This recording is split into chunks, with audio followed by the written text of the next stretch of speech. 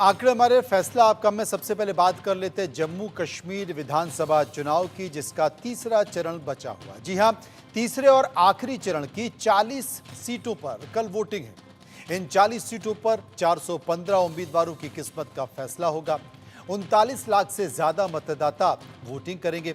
इस फेज में जम्मू क्षेत्र की 24 सीटें और 16 सीटें कश्मीर इलाके की हैं।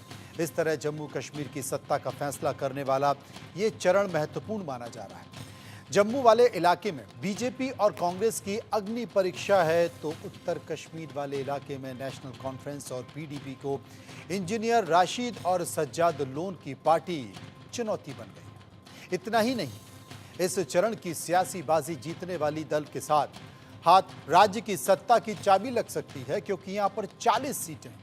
इसलिए सभी दलों की साख दांव पर है।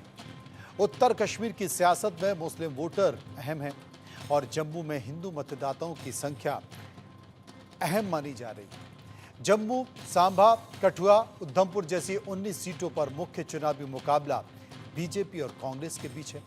2014 में बीजेपी जम्मू कश्मीर की सियासत में किंग मेकर बनकर उभरी थी, तो उसमें जम्मू रीजन की सीटों का अहम रोल था।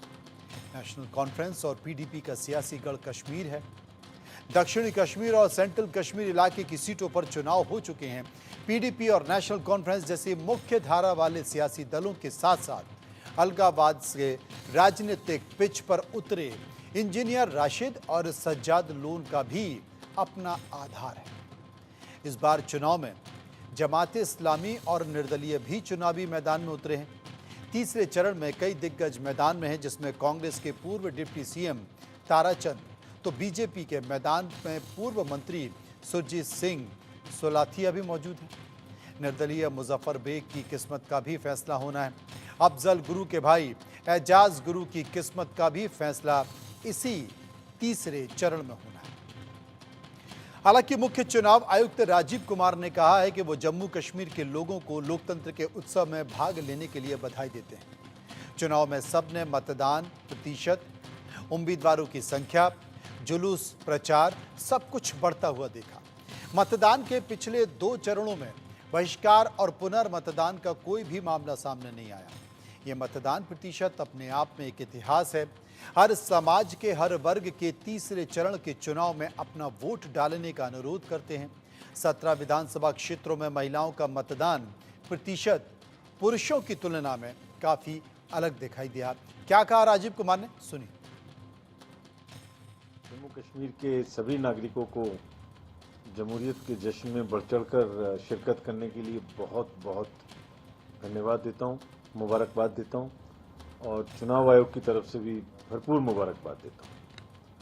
पहले 2 फेजेस का चुनाव हो चुका है और जिस तरीके से आपने अपने जमहूरी हक का इस्तेमाल किया है वो मतलब बिल्कुल काबिल तारीफ है। दुनिया ने, पूरे देश ने उसके नज़ारे देखे हैं, लंबी लंबी कतारें देखी हैं और जो उम्मीद सबके नज़रों में देखने को मिली अपने खुद के भविष्य को लिखने के लिए, खुद की अपनी सरकार बनाने के लिए, वो काबिल तारीफ है और इसके लिए हम आपको बहुत बहुत मुबारकबाद देते हैं। एक और विशेष बात रही स्पेशल कि हर स्तर पे जमहूरियत की जो एक शिरकत है वो बढ़ी, यानी वोटिंग परसेंटेज तो बढ़ी, कैंडिडेट्स की संख्या भी बढ़ी, प्रोसेशंस की संख्या भी बढ़ी और किस तरीके से लोग अपनी कैंपेनिंग कर रहे हैं वो भी बढ़ी। लोगों ने जो परमिशंस ली उसकी भी नंबर बढ़ी, सी विजिल पर भी लोगों के शिकायत करने की नंबर बढ़ी, यानी हर जमहूरियत के हर लेवल पर शिरकत बढ़ी। इसके लिए हम सबको बहुत बहुत फिर से मुबारकबाद देते हैं और उम्मीद करते हैं कि जो 3rd फेज है उसमें भी सब लोग उससे भी ज़्यादा बढ़ चढ़ के हिस्सा लेंगे। अभी जैसे पहली 2 फेज में हमने देखा जहां कभी कभी बाइकआउट की बात हुआ करती थी या और किसी किस्म की डिस्टर्बेंस होती थी, वो कुछ भी देखने को नहीं मिला। और एक ही अपने आप में बहुत ही बेहतरीन तस्वीर है कि पूरे 2 फेज में ना तो अभी तक कोई रीपोलिंग हुई है, यानी कितना ऑर्डरली काम हुआ है, ना कहीं से पार्टीज को लेटने में कोई देर हुई, ना कोई किसी भी तरीके की वायलेंस हुई। उधर जम्मू कश्मीर में कुपवाड़ा उपायुक्त आयुषी सुदन ने कहा है कि हमारे 6 विधानसभा क्षेत्र हैं और 622 पोलिंग स्टेशन हैं। पर्याप्त सुरक्षा व्यवस्था की गई है। हर विधानसभा क्षेत्र में एक पिंक पोलिंग बूथ और एक ग्रीन पोलिंग बूथ बनाए गए हैं। सुनिए।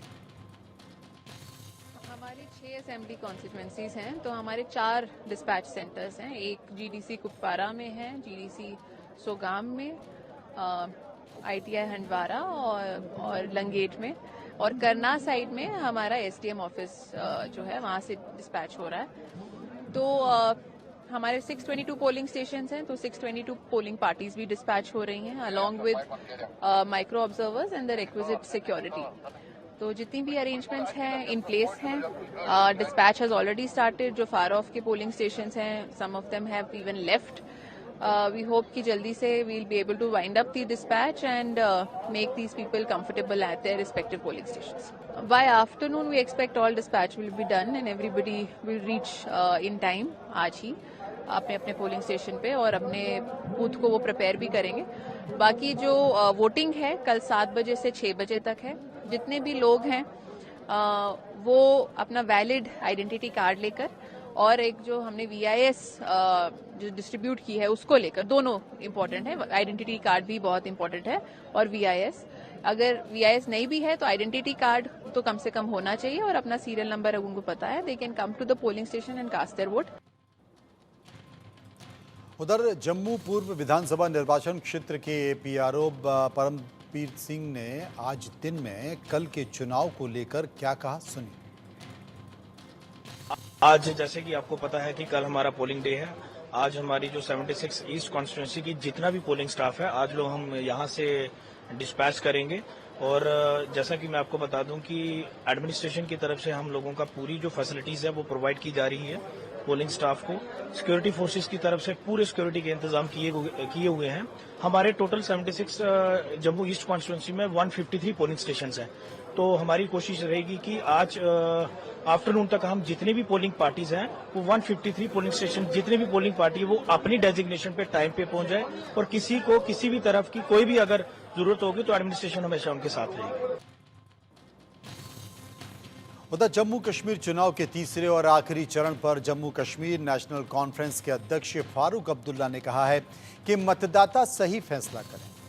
नेशनल कॉन्फ्रेंस ही तो बीजेपी का मुकाबला कर रही है और उन्हें हार का सामना करना पड़ेगा।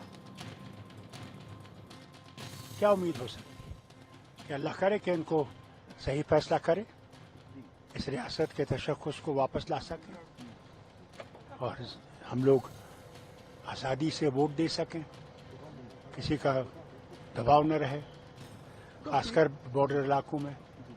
मैं बहुत खुश हूँ, वही तो उनको चुभता है। बहुत अच्छी बात है, नेशनल कॉन्फ्रेंस की तो इनका मुकाबला कर रही है, और इंशाअल्लाह इनको उस हार को देखना पड़ेगा जो आने वाली है इनके लिए। विस्तार से चर्चा करेंगे, समझने की कोशिश करेंगे। ग्राउंड जीरो पर हमारे सहयोगी जम्मू कश्मीर में मौजूद हैं, उनके पास हम चलेंगे। जम्मू से अजय जांड्याल मेरे साथ होंगे, कुपवाड़ा से आशीष मीर मेरे साथ होंगे और उधमपुर से आरजू सेठ मेरे साथ मौजूद होंगी। सबसे पहले मैं अजय के पास चलता हूं। अजय, 40 महत्वपूर्ण सीटें हैं, 40 में से 24 जम्मू में है और 16 सीटें कश्मीर में हैं। ये कहा जा रहा है कि ये जो चरण है ये भारतीय जनता पार्टी के लिए, बीजेपी के लिए काफ़ी महत्वपूर्ण माना जा रहा है और सबसे ज़्यादा सफलता बीजेपी को इस चरण में मिलने वाली है। इसके साथ साथ चाहे वो रशीद इंजीनियर हो या फिर सज्जाद लोन हो, हर किसी को यहाँ पर फायदा होने वाला है। इसलिए सबसे ज़्यादा अगर जम्मू कश्मीर में सरकार बनेगी तो ये चरण सबसे ज़्यादा महत्वपूर्ण माना जा रहा है। किस तरह की तस्वीर होगी इस चरण की, विस्तार से समझाएं। मनोज जी, मैं इसको थोड़ा सा अलग तरीके से बयान करने की कोशिश करता हूं कि ये वो 40 सीटें हैं, जो 40 सीटें भारतीय जनता पार्टी हो, नेशनल कॉन्फ्रेंस हो या फिर पीडीपी हो, उनका कहीं ना कहीं आगे का गेम प्लान जो है वो बदलने वाली है। यानी कि इन 40 सीटों पर जिसका दबदबा होगा वही सरकार बना पाएगा, ये बड़ा तय है। मैं आपको बता दूं, जम्मू की जो 24 सीटों पर जो चुनाव होने वाले हैं, इन 24 सीटों में 18 सीटें बीजेपी ने जब 2014 के चुनाव हुए थे तब जीती थी। आप इससे सोचिए कि 25 में से 18 इसी 4 डिस्ट्रिक्ट की हैं, उधमपुर, कठुआ, सांबा और जम्मू। और इन्हीं 24 सीटों पर भारतीय जनता पार्टी को अपना दमखम लगाते हमने देखा।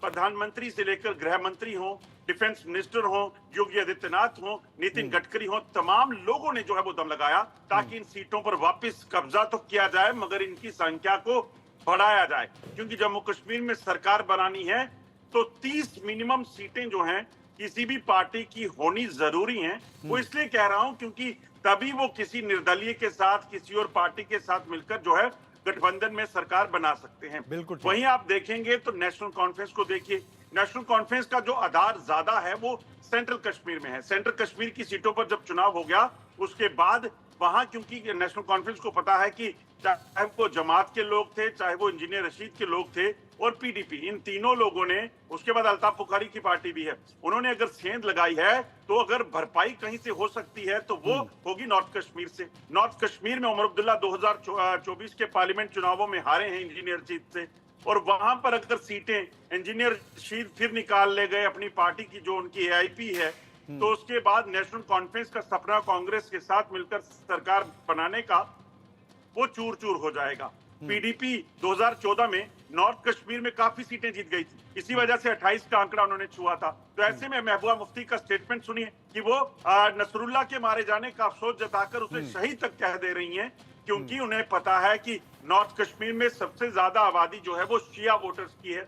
उन सीटों पर अगर कब्जा करना है तो कहीं ना कहीं अपनी संवेदना देनी पड़ेगी, क्योंकि 2 दिनों से प्रोटेस्ट वहां पे हो रहे थे तो उन्हें लगा कि अगर सैकड़ों लोग सड़कों पे निकले हैं तो संवेदना से शायद कोई तार जुड़ जाए।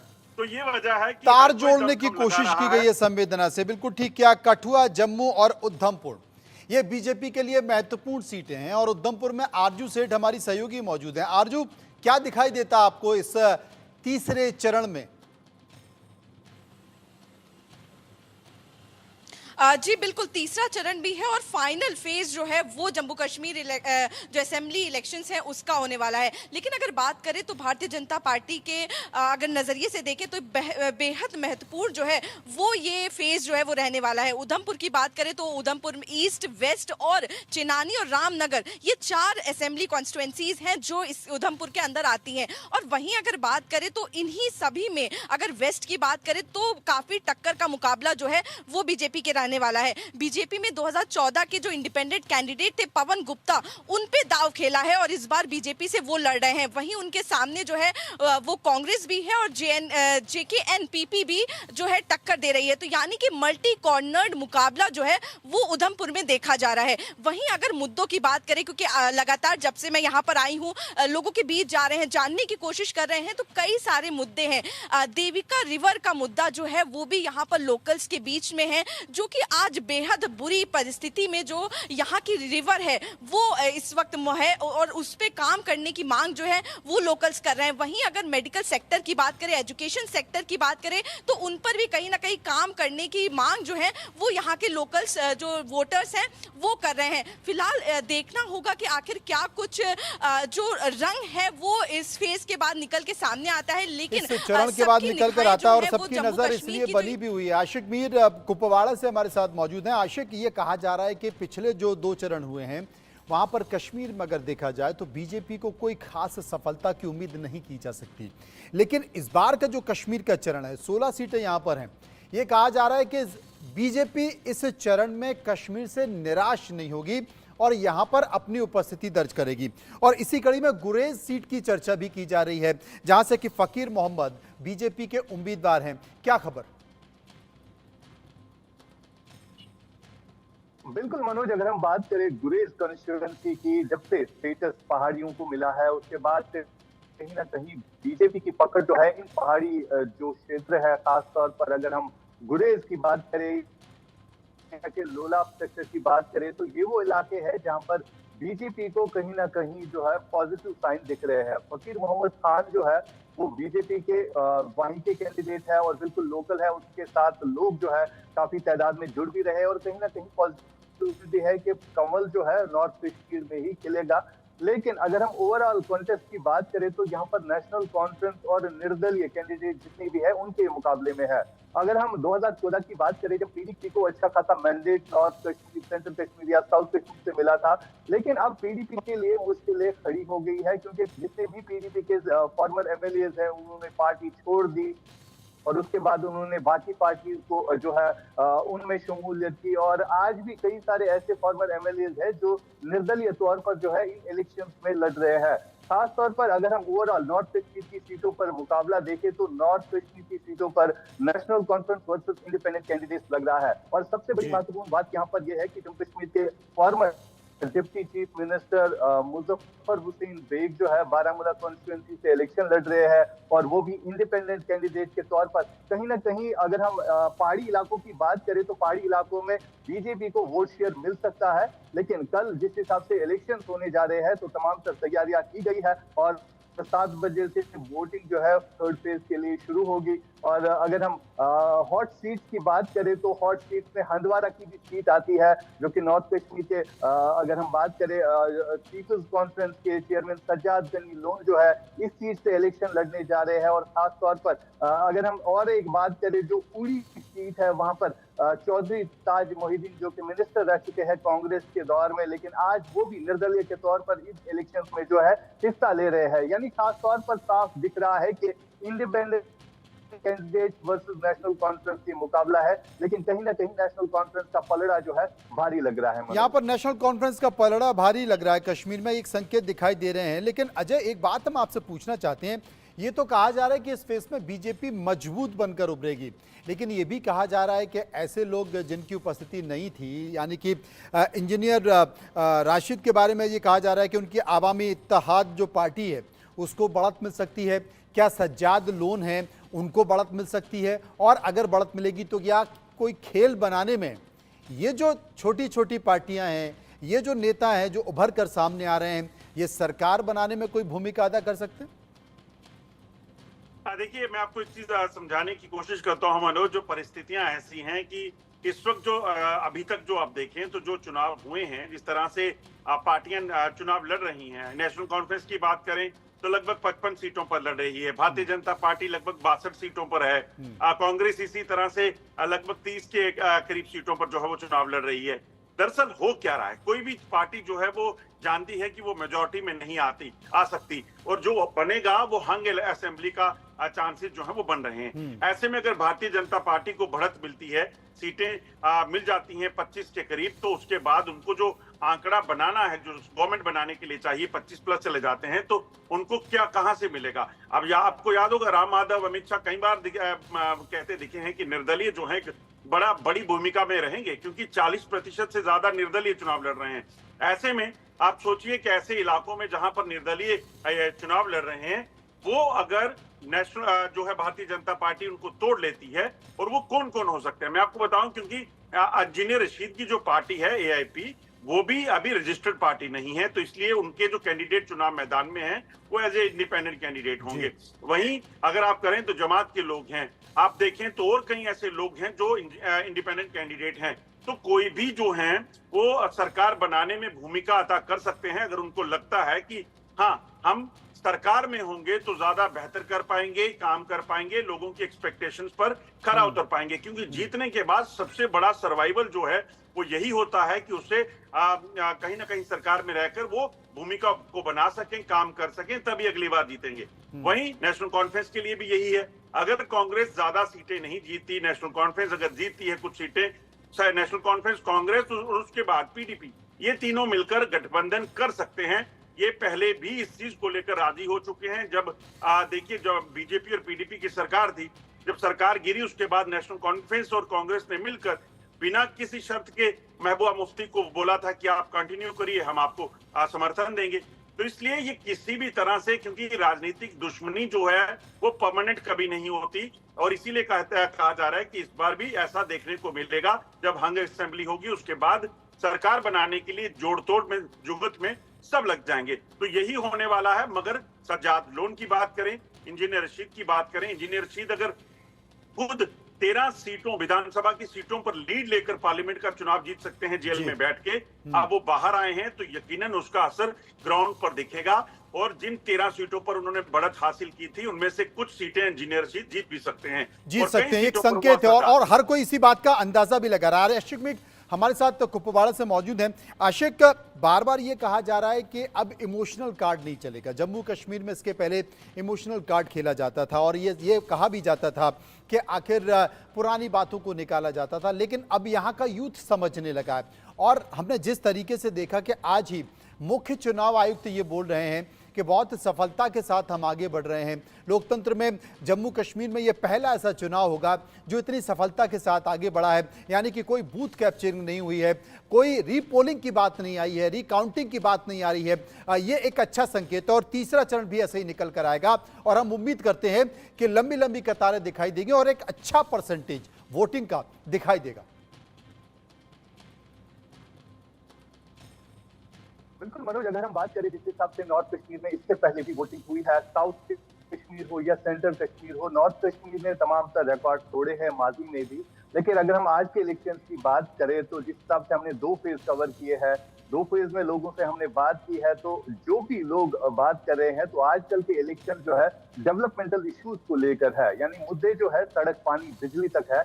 और खास तौर पर अब जो है जम्मू कश्मीर के युवाओं को ये पता चला है कि वोट की अहमियत क्या होती है। जिस हिसाब से पहले बाइकआउट या गन के नाम पर लोगों को डराया धमकाया जाता था, खौफ रहता था जो भी पोलिंग बूथ की तरफ रुख करता था, तो आज वो डर, वो खौफ जो है कहीं नजर नहीं आ रहा है। आज आप देख रहे हैं कि किस तरह की वोटिंग परसेंटेज हमने साउथ कश्मीर के उन इलाकों में देखी जहां पर बॉयकॉट रहता था, 0% वोटिंग रहती थी।